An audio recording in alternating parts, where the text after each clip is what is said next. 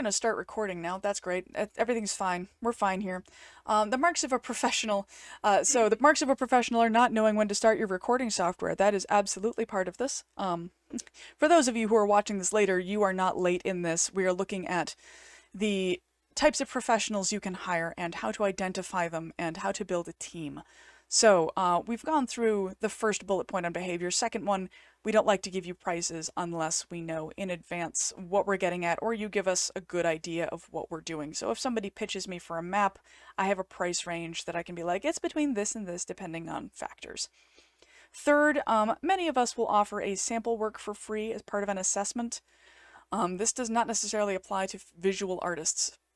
They are not going to give you free sketches or what have you, because that's different. But for editing of the various flavors, a lot of the time we'll do samples. The people who do voice work for audiobooks usually have samples of some kind that you can hear or interact with somewhere. Artists will have a portfolio. Even if they aren't offering sample work to you, you will be able to see samples of their work. So a portfolio of some kind or a sample edit or what have you is a valuable thing and a fair thing to ask for. Their presence. A lot of professionals are members of professional organizations of various different kinds. The EFA, CIEP. Not everybody is, and certain professions don't have guilds or professional memberships. I don't think cover designers have one that I'm aware of. They might be part of the Indie Book Publishing Alliance, I think. That's one of them. But not all of them are members. You don't have one? Okay. Thank you, Lindsay. So there are a number of professions in our sphere that don't necessarily have those, but a lot of them do. Or even if they aren't part of a professional organization specific to their bent in the publishing organization, they may have professional memberships elsewhere, or they might not. Not everybody does, so if somebody doesn't, don't immediately assume bad, but again, this is a question you can ask, and it's part of the vetting process. Typically, a professional will have a website of some kind, whether it is a portfolio on DeviantArt, like where I have my maps. I have an editing website. It might be a Wix site. It might be a link tree of some kind, but usually they will have some kind of place where you can find them on social media or a personal website or what have you, where they demonstrate what they have done and how you can get a hold of them. That's one of the pretty minimum things to starting a business these days, is having a website. Again, not everybody has one, but a lot of the time they do. Third, again, as I said, they will oftentimes have social media presence associated with their specialty. So anybody who goes onto my social medias of across the spectrum, including my personal one, but even not my personal social media, you will quickly find that I am a giant bookish nerd. On my threads, on my TikTok, on Facebook, on Instagram, all of these different things, you will probably see very quickly that I am talking about books, I'm talking about writing, I'm talking about publishing, and an artist will be showing examples of their art and what have you. So a lot of the time professionals will have these. Again, not every professional likes social media. So these are all things that you want to keep an eye for. But if they're missing one element of this, or even two elements, it doesn't necessarily mean they aren't a professional, but it does mean that you're going to want to start asking some questions to suss out if they are. The third column here we're going to get into is vetting. I know I'm going quick, but this is really dense. Most professionals have past clients that they can point you toward. Some things like, as I mentioned, ghostwriters, they might not be able to tell you who they've ghostwritten for because they have NDAs that prevent them from sharing that information. But most of us can point you towards past clients, projects. We might have samples of our work. Like, as you can see, I'm building a constellation of this person should exist somewhere that you can find them. And that existence should be more than one social media outlet that they are contacting you on. It should exist beyond that, because most professionals have multiple different platforms and locations that they use to connect with clients, and that is an important thing because that's how we gain awareness. I am on multiple social media accounts because that's how I reach my clients and how they find me. Second on this list, professionals are not going to balk or get offended when you ask about their credentials or what experience they have or who they are. They will not pussyfoot around it. They're not gonna, wiggly woggly kind of try and get their way out of it. They will tell you, here's my experience, here's what I know. A new editor might be like, I don't really have a lot of experience yet, but I would like to gain it, and here's what I know and what I'm coming from. Not every publishing professional is also going to have a degree related to what they do. My degree is in European history. It's not actually in writing or anything to do with writing. I tried to get a minor in writing, but I never quite got the credits. So just because they don't have a degree in it doesn't mean they don't know what they're doing, but they won't be offended if you ask about their credentials. If you go into certain communities and say, hey, does anybody know this name, editor? There may be people with some social cred. So if you go into the editorial, the EAE groups, Editors of Earth Association, or some of the writing groups, and you ask, hey, has anyone ever heard of Prybylski?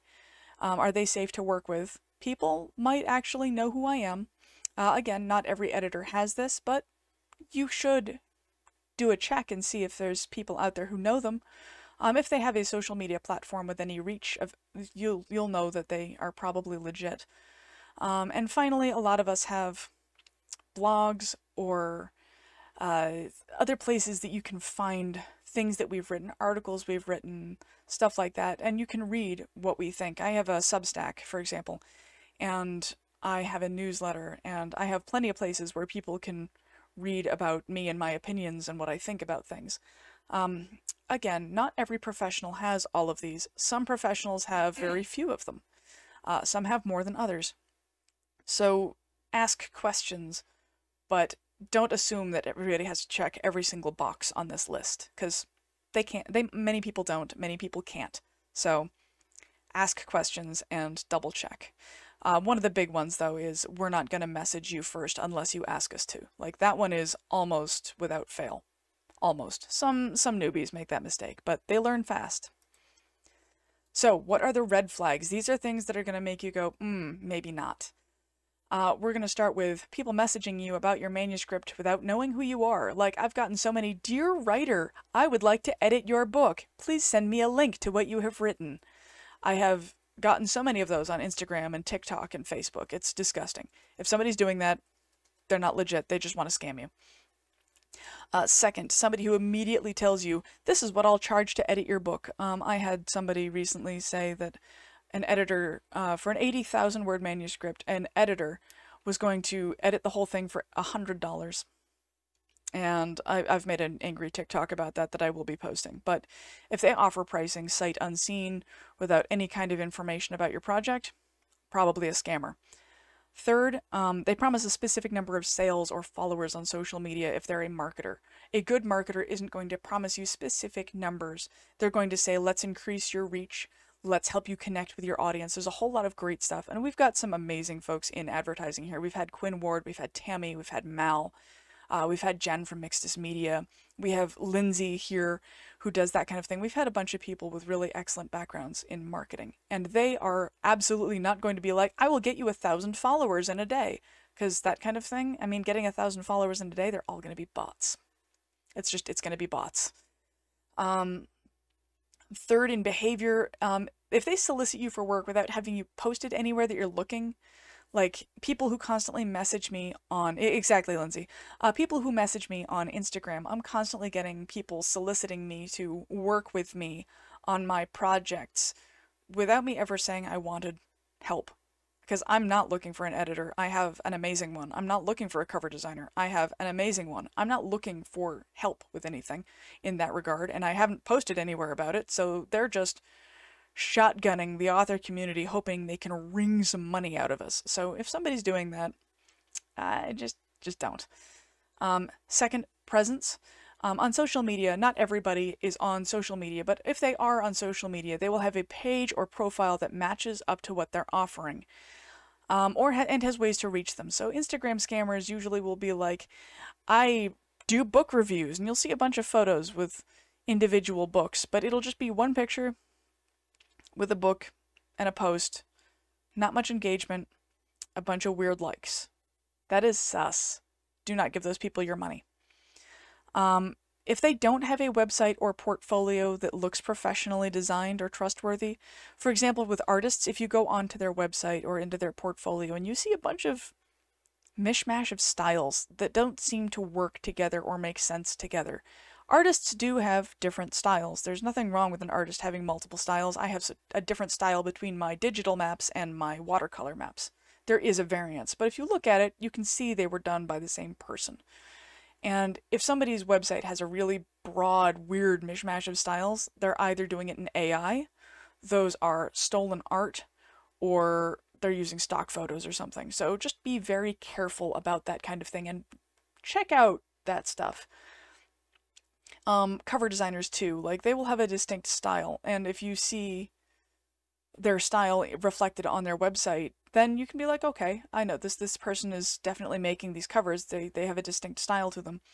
And if the website does not look professional, it looks really janky, I'd ask questions, because if they can't present a professional website, are they going to handle your book with the same care that they've obviously handled their website? Now, their website does not need to be perfect and pristine, but if it looks like a 1990s GeoCities and is pink and lime green, that's certainly a choice. And I would not hire that person as a book designer. No, thank you. If they have no digital footprints as a professional in the space, so if somebody's claiming to be an editor, are they in other editing communities? Are they in writing communities? Where are they? Where can they be found? If somebody were to look me up, if they look up my handle, Prybylski, they would find me on TikTok, Threads, Instagram. I don't have Twitter anymore. I deleted it. But they would find me on a lot of different platforms across the internet, and they could find me everywhere. Not every editor does this, but they should at least have a couple of places you might be able to find them, or find out more about them, or they're in a community somewhere. Also, if somebody searched the Editorial Freelancers Association, they'd find me. I'm in there. Again, we're heading into vetting, red flags here. If somebody reacts as if they're offended when asked about previous clients, not everybody can produce a list, but if someone's like, I shouldn't have to prove myself to you, don't trust them, because we do have to prove ourselves to you. That's our whole thing. We have to prove ourselves to you because you're asking us, we're asking you to invest money in us and trust your work with us, and so you should vet us. You should vet us hard, and I 100% am fine with people doing it. And if somebody chooses to, I'm not going to be offended by it. Second is if they're dishonest about their experience level. If a newbie is honest about the fact that they are new to editing, if a new cover designer is like, yeah, I'm just trying to learn how to do this, so I'm offering things on the relative cheap, they're being honest about what they're doing. And being honest about that lack of experience means that they're going to treat you honestly, I would hope, and your book honestly. Now, you might get what you pay for with a newbie, that's fair, but at the very least you might be dealing with an honest person. So it's okay if they don't necessarily have a slate of clients, but you're going to want to make sure that they at least respond well to that question and are honest about it. And then third, if any part of the process seems squirrely or makes you feel weird, or if an answer they gave just doesn't sit right with you, listen to your gut. Your gut's probably being honest with you about that. You might, like, if something's making you feel really uncomfortable, listen to it.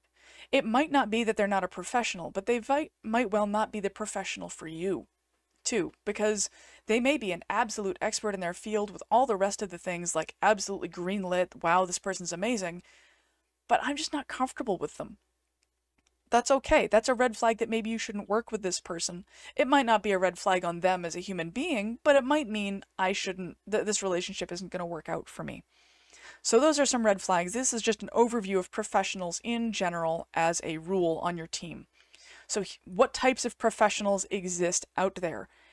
And what kind of jobs do we do? First off, let's take a look at our team members.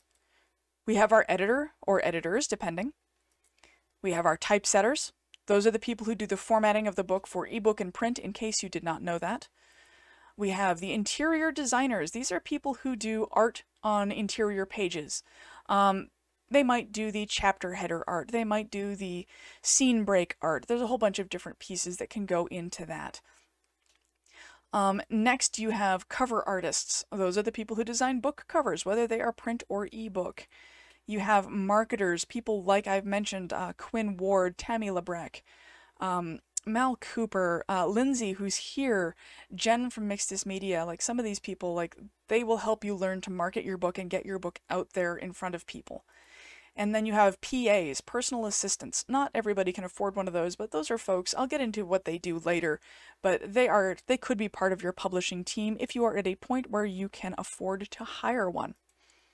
So, editing, what does it entail? There are 4 primary branches of editing, and many editors will do 1 or 2. Some of us do all of them. Hi, it's me.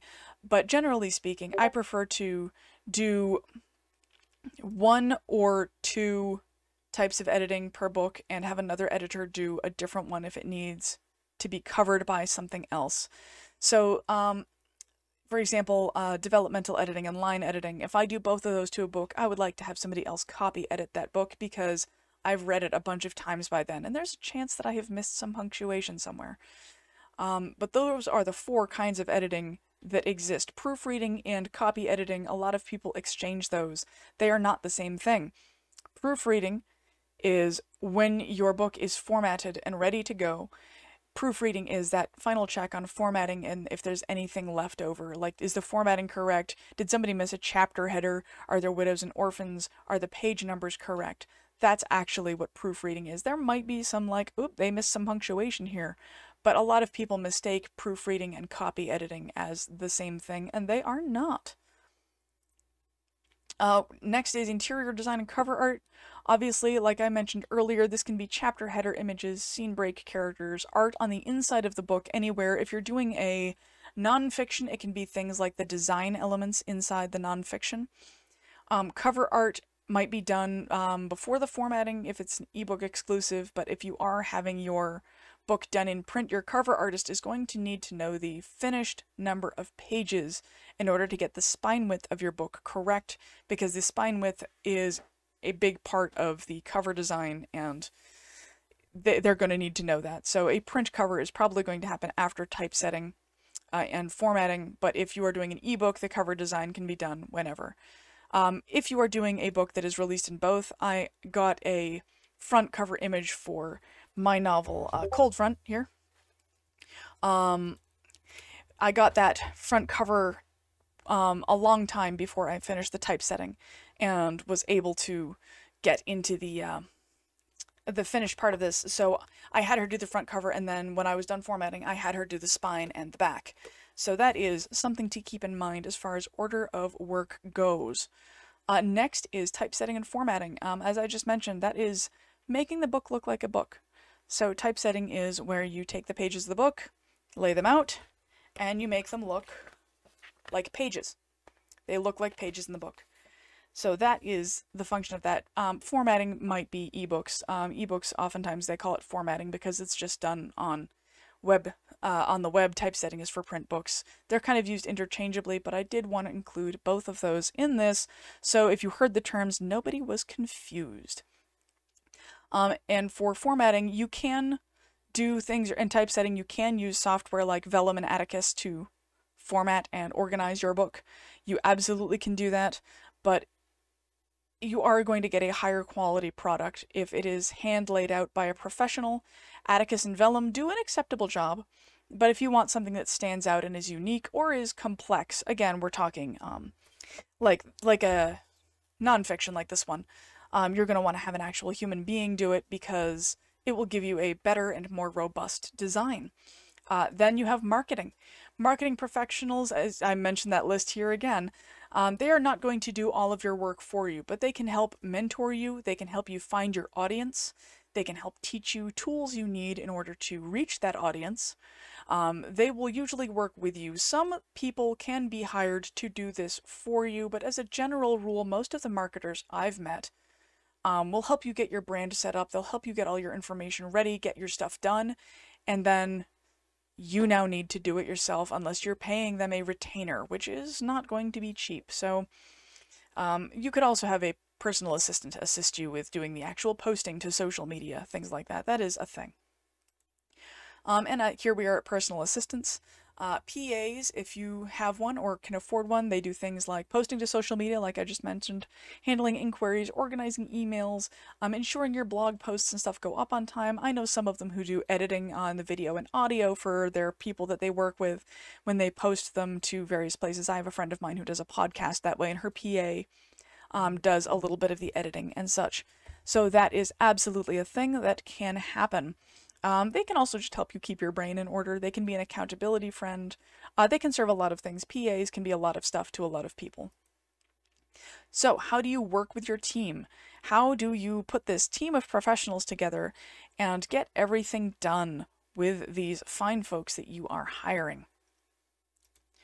So, locating and interacting your team, where do you find these people? You can find them on social media, but again, vet us. You can look up our website or consume media. I found Jen from Mixtus Media because I found her podcast. You might find them that way, or you might find the Writing Wives on Facebook and locate them there. There are plenty of ways you can find us. Or you can find us on any number of listings. Some people work on Fiverr, there's Reedsy. The EFA has a large database where there are a whole bunch of people you can pitch jobs to and receive inquiries from. Publishing events, you might meet us here and there. Facebook groups, you can find us in a lot of places, at least many of us. Again, not every editor's in every space, so but you don't need to connect with every editor. Yes, Laura, CAEP has a directory. I think ACES does too. I believe Editors Canada might. So a lot of the large organizations have directories of members, and you can find people there. I just default to the EFA because that's where I am. Someday I want to be in the CIEP, but I'm not yet. What to expect? Professionals will provide you most of the time with a contract that covers the scope of work, which will protect both you and them. And that is an important thing. So when I have a contract, it protects me from an author saying, well, I don't happen to just like your style, I'm not paying you. The contract says you need to. Or it also protects you, the author, saying, I don't have any ownership over the words that I have written for your book. I relinquish copyright entirely to the author when that leaves. Not every professional uses contracts. Some of them think email back and forth is good enough. I prefer contracts to define the scope of work because it's easier. And I'm of the opinion, having gone to business school, that good contracts make good neighbors, if I'm going to borrow Frost. Even with my friends, I prefer contracts just to ensure that that happens. Then we have the fact that professionals will enter into this. A lot of us prefer email communication. It is not a requirement. Some other people, Erica, thank you for those input. Yes, there are others. There's the Northwest Editors Guild and Editors of Color. There's also the LGBTQ editing organization, which I'm joining, but I keep forgetting to send in my paperwork. There are plenty of wonderful organizations. Most of us tend to favor email for professional communications. That's not a everybody thing, but I find the majority of us prefer email because it's easier to keep track of. We can more completely keep an eye on everything that's happening, as well as having a paper trail. I put paper in air quotes here because it's electronic, but it's about as close as we can get. You can expect that we are going to enter into this relationship with boundaries. That is the thing I've run into with newbie authors before, where they expect sometimes that we will be available to them at all times, day and night, or they will not understand that I don't answer email on weekends at certain times. They will have boundaries, just like any business. They will have open and closed hours or what have you, or certain members of us will not want to take, they won't want to do voice calls or video calls. Some people are really uncomfortable with that. If you are watching this, I suspect you are neurodivergent, and if you are neurodivergent, then you will understand that it can be very uncomfortable for some people to engage in that way. A lot of the time, though, our boundaries are things like, we only work in Microsoft Word, we don't do Google Docs, or please don't send us your book in a PDF and expect us to edit that, unless it's a proof or something.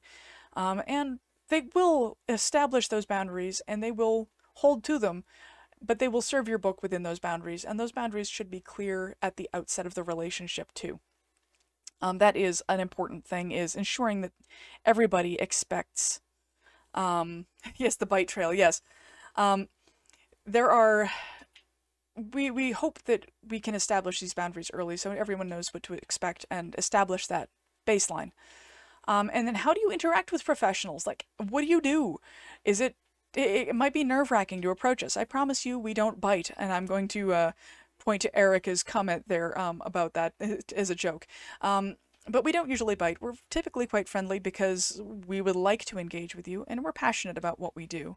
But if you have questions about anything in relation to what you should be doing, please ask. Yes, Leslie, absolutely. Editors use track changes of some kind somewhere, and if they don't, flee for your life because they aren't. But anyway, ask questions. If you don't know something, ask. And if it feels like a stupid question, it's okay. We've probably heard the question about 5 million times, and we are okay answering it if you need help with something. I would rather somebody ask me a question that I've heard a million times than not ask me and end up upset or stressed. Remember also this next bullet point. Remember, these professionals are on your team. There should not be an antagonistic relationship between you and the professional you are working with. My editor is a good friend of mine. My cover designer is a friend of mine. I like these people. We have a good working relationship. I'm gonna call out Leslie. I am Leslie's editor, and we are really good friends. And developing these relationships, like, you don't have to be besties with your editor in order to have a good relationship, but we are on your team. We are in your corner. And when we're critiquing your book, even if you get it back and it is just dripping red and you're like, ah, crap, recognize that our goal, our heart, is in helping you share your story with the public. Now, if somebody does, yes, Mel, you are absolutely my editor. In the audience, Melissa is my editor. So these, if your manuscript comes back to you dripping red, it can be hard. It will hurt. And it might be a sign that this editor is not for you. It might be. But also recognize that, oh, he's back again, my cat. He's making cameos during this conference. Recognize that it may sting, it might hurt your ego, but we are not here to hurt you or try and damage you in any way. And if somebody is trying to damage you or just tear you down, they're not the professional you want to work with. Just walk away. That person is not your friend. They're not your ally. Just leave. Don't work with that person anymore. You don't have to take the advice of the professionals you hire. That is absolutely a fact. If you hire an editor for your book and you don't like what they suggest, for whatever reason, even if it's valid but it's just not your thing, recognize that you are paying us for our advice. If somebody is paying me the amount of money they would pay me for an edit, then I would hope they would think about the advice I give them, even if they decide in the end, well, that doesn't really work for me. But you're going to want to set your ego aside and think about it and evaluate it. Because if you're hiring us for expertise, well, you're hiring us for expertise. So make sure you give it weight before deciding, no, I don't want to do this. I have worked with people who flat out rejected every single change that I made to a document. He did it in Google Docs, which meant that I saw every single rejection, and he rejected literally every single thing, including things like fixing the font size where it was like one part was 11, one part was 10, but he got very mad and deleted all the changes. So that is a thing. You can do that, but I recommend you at least think about it before you do. So don't act on emotions initially, because it will sting. So what questions should you ask yourself about this? So hiring professionals can be expensive. That is absolutely a thing. Oh, I have minimized my presentation. Sorry about that. Here we go. My bad. Ahem. Nothing to see here. Everything's fine. Ugh. Well, that was fun. There we go. Okay, so what questions should you ask your team? What questions should you ask yourself too? Yes, technology. What questions are you supposed to ask at this point? Well, how much can you actually afford to spend on your book? Like, if you're a first-time author and you cannot afford to spend money on your book, That's an understandable thing if you don't have the overhead, the capital to invest in it. But think about it. What can I afford to spend on my book? That doesn't mean the professional's overcharging. You just might not be able to afford it. And not being able to afford it, there's no shame, but think about that. What services do I need most at this point in my career? A newbie author is more likely to need a developmental editor than they are to need a personal assistant.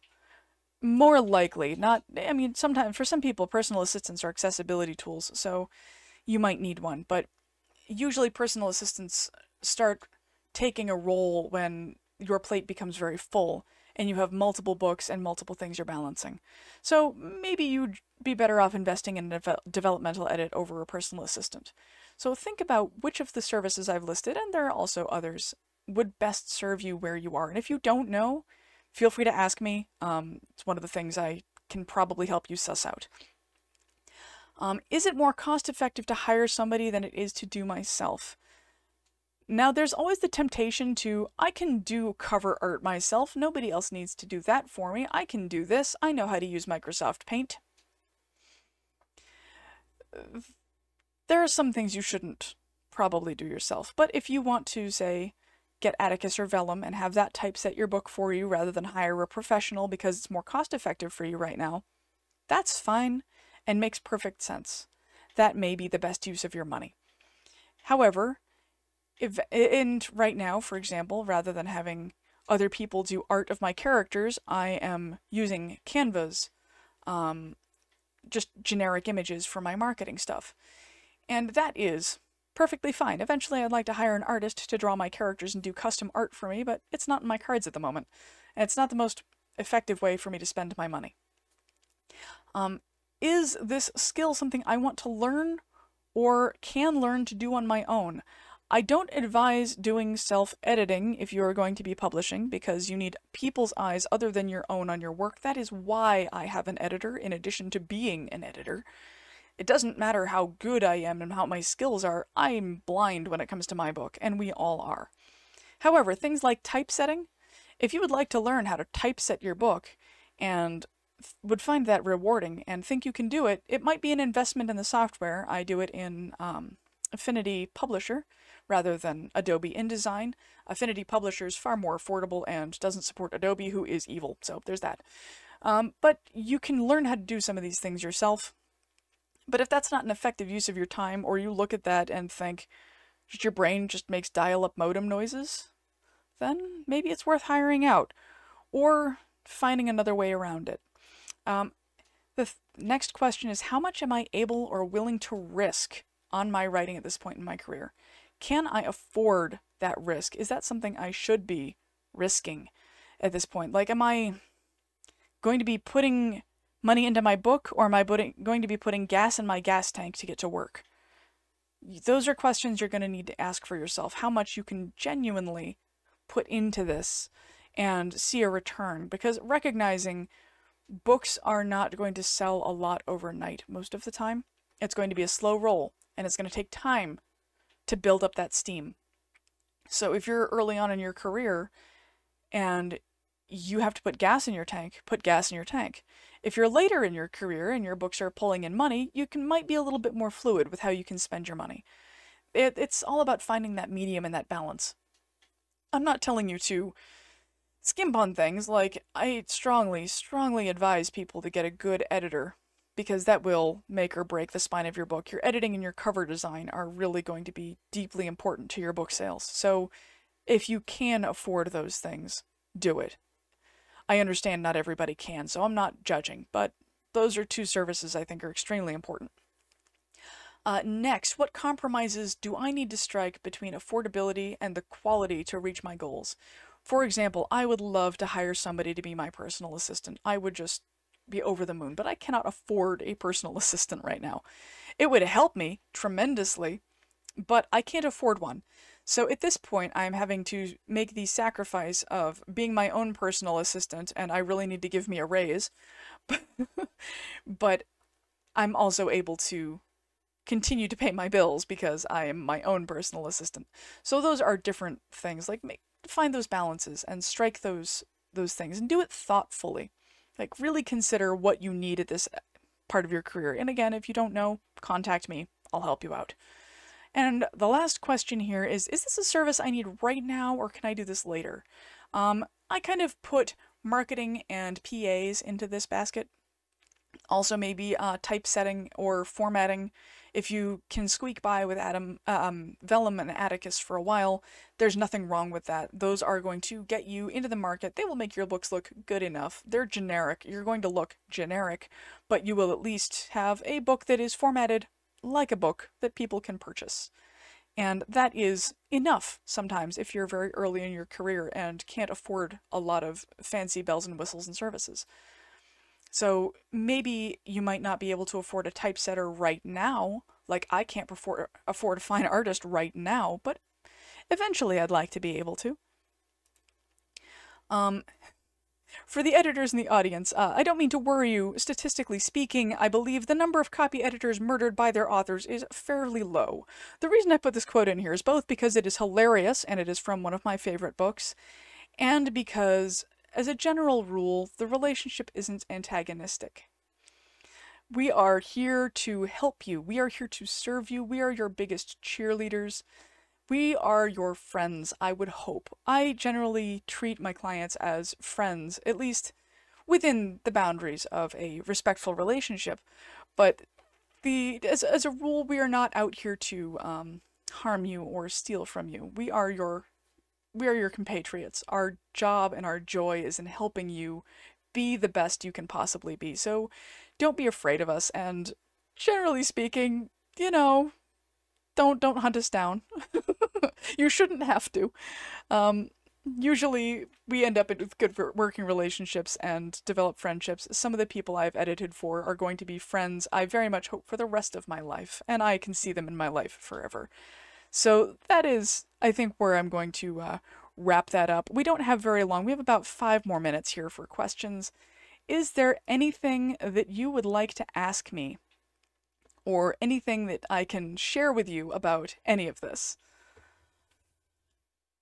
I know that was a lot of information in a tight amount of time.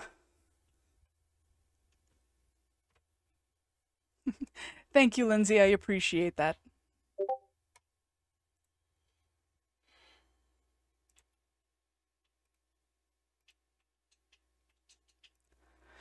You're very welcome, Dawn. As I said, are there any questions? Is there anything? I know it was a lot to chew on at once, so if you don't have a question right now and one comes up later, feel free to come find me, and I will absolutely, gladly answer questions for you later too. Samantha, if we're only able to go down the DIY route, are there any pitfalls to avoid? There are a number. I would strongly suggest that if you go down the DIY route, I suggest you, at the very least, there are pre-made covers you can get for ebooks that are relatively inexpensive. I would encourage you to get a pre-made cover over trying to make one yourself. And when I say fairly inexpensive, I mean I've seen them for 30 bucks. So they aren't necessarily expensive, and they're from a reputable designer. I don't mean some rando. It's a pre-made, so it means that they created it, and just are selling that thing because they wanted to put it out there. So you might be able to do something like that, but I strongly advise against making your own just because it's exhausting and you might not do a great job. Other pitfalls, if you have to self-edit, do not rely on software to do it. Don't rely on Grammarly. Don't rely on Pro Writing Aid or whatever to edit your book for you, because a lot of the times those softwares actually introduce errors. So they might actually make things worse for you. If you have to self-edit, there are books about self-editing that will teach you the process you can go through. So rely more on your own knowledge and looking things up than you do on technology. Technology can be really useful, and there are some Word plugins that I can recommend for you that might help with things like making sure you've got curly quotes instead of straight quotes or what have you. Yes, Leslie mentioned beta readers help a lot. Beta readers can be really useful. Erica, I did not mention fact checkers, and I should have. I also didn't mention sensitivity readers, and should have, but I only had so much time for this presentation, and if I tried to include everything, it would be several hours long. But yes, sensitivity readers and fact checkers can also be things that you hire, or professionals who know a thing. So if you want to understand more about, say, being a private detective, you might be able to hire one for an hour to talk to them about it. Yep, authenticity readers too. I should have included those and I didn't. I will fix that for future versions of this presentation. We have about 2 minutes left, I think. Lindsay, absolutely be careful who you get pre-mades from. Make sure it's a credible artist. The ones I was thinking of were credible, but just make sure you vet that artist, even if they are offering inexpensive pre-mades. Go through, double check everything, because if they are using stock art they aren't allowed to use, or if they're using AI and you don't know it and you upload it to Amazon and they find out you've used AI, Amazon's going to slap you because you have to mark that you used AI. Stuff like that. So definitely proceed with caution. If something looks like it's too good to be true, there's a really good chance it is too good to be true. Like, look the gift horses in the mouth, my friends. Look them hard in the mouth. Anything else? We've got 1 more minute here. I think I may actually wrap it up here because I've got to prepare for the next round of sessions. Thank you everybody who came. If you have any further questions for me, feel free to message me. I'm on Discord, I'm on Facebook, I'm all over the place. I'm easy to get a hold of. My email is all over the place, so please feel free to contact me, and I will assist you as best I know how. Thank you so much, and I hope you all have a great rest of the conference.